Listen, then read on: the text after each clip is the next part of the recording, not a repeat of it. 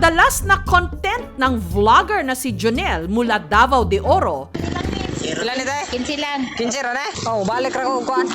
Salamat tay. Prank videos. Nariyang nagpapanggap siyang pulubi at saka manggugulat. O hindi kaya manggo-good time.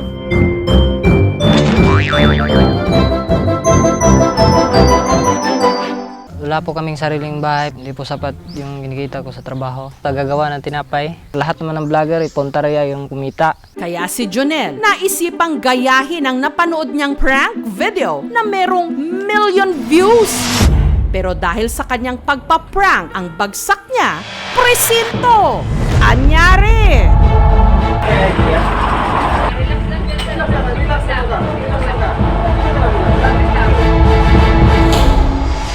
Sa higpit ng kompetisyon sa pagitan ng mga vlogger ngayon, kahit ano, ginagawan nila ng prank.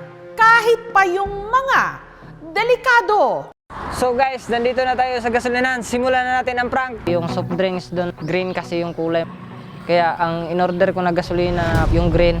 So ibibigay ko sa kanya, 20. Babarehan niya yung 20 kasi 10 piso lang yung gasolina. Tapos pag harap niya, ita-timing ko talaga na iinumin ko na yung soft drinks.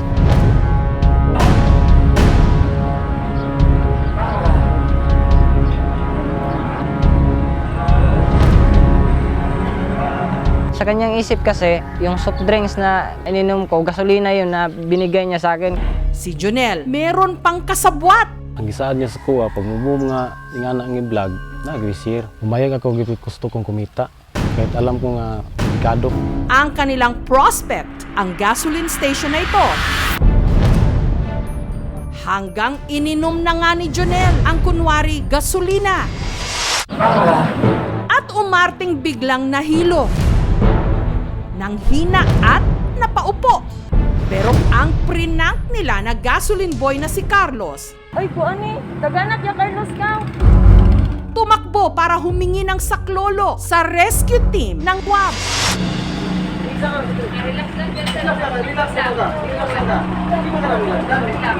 Kinakabahan talaga ako, hindi ko po talaga in-expect na darating yung ambulansya. Sobrang takot po ako.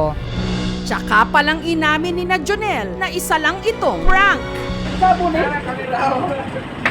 Pero hindi ito bumenta sa mga otoridad. 4 of my personnel responded. Naka-serena pa. Pagkadating doon, sabihin ba naman lang na prank lang to sir, trip lang. What if yung isang totoong aksidente or may insidente? Siyempre, ikaw yung nauna, ikaw yung pinakamalapit, ikaw yung inuna namin. Sabihin mo lang prank. And there was other incident na hindi namin responden na totoo. Talagang nakakadismaya. Hindi to biro na trabaho. We are saving lives. We are responding to emergencies. Talaga nakaka-istorbo. Right after the incident, we filed a case dun sa fiscal for alarm and scandal dun sa dalawa. Sina Jonel, arestado. Ito ay parte po ng custodial investigation po nila. 12 hours po yung reglementary period po nila. Matapos makulong ng halos kalahating araw, sina Jonel pansamantalang nakalaya. Kasi ang gitudluan nga, mag-vlog mo, ayaw mo diya sa mga delikado gani. Kung gikasokan, pero wala man po diingon kasokan ako. Dala tudlo gani, ma'am. That the responders are guilty thereof po. Talaga pong mahaharap sila sa kasong alarms and scandal with the penalty of arresto menor or imprisonment from 1 day to 30 days and a fine not exceeding 40,000 pesos. Nagmakaawa naman po kami sa kanila. Sana po hindi na lang ituloy yung kaso kasi wala po talaga kaming laban.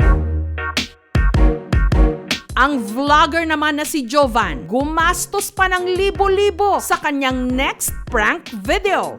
Bumili ako ng halagang 56,000 ng camera. Tapos bumili ako ng tripod. Ang nagastos ko ron sa prank na yun, mga nasa sa 70,000. Ay, tamahan ako niyan. Sige. Ang kanyang videographer, ang kaibigan niyang si Otep. Pwede kita picturean? Busy ako, may ginagawa kami. Ang kanila kasing prank, magpapanggap si Joven na bulag. Boss, sino hinahanap ko? Hanggang sa tatabi na siya sa mapipili niyang target. Ano yung suki? Sabing suki? Sunod na aakmang may bubunutin sa bulsa. Right. Pero tungkod lang pala.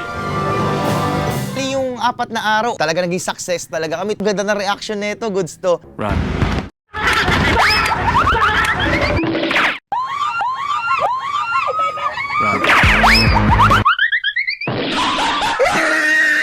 A few moments later, Nakakita ko ng target talaga. Nakamotor siya.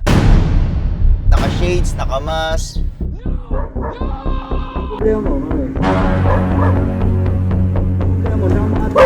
ang hindi alam ni Jovan, armado pala ang kanilang na-prank. Pagbunot ko na ganun, bigla niya na akong inalmahan ng kinasaan ng baril.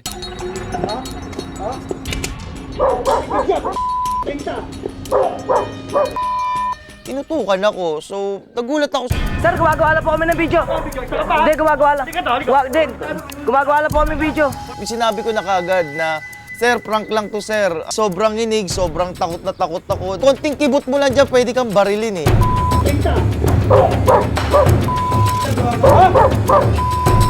Nagmamakaawa po kami, mga vlogger po kami. Sana po patawarin niyo po kami, hindi niyo po kami ikulong.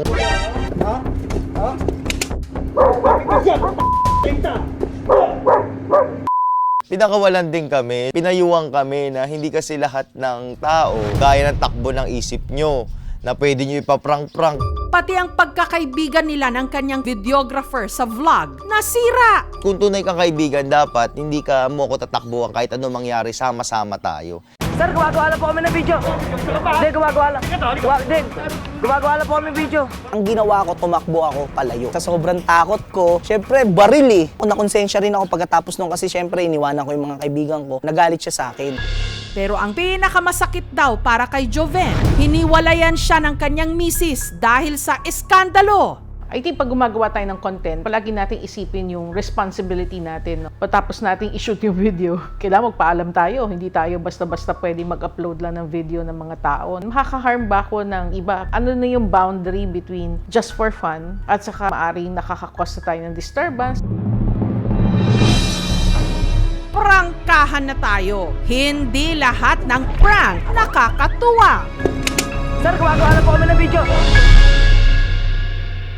Thank you so much mga kapuso. Kung nagustuhan niyo po ang videong ito, subscribe na sa GMA Public Affairs YouTube channel. Don't forget to hit the bell button for our latest updates.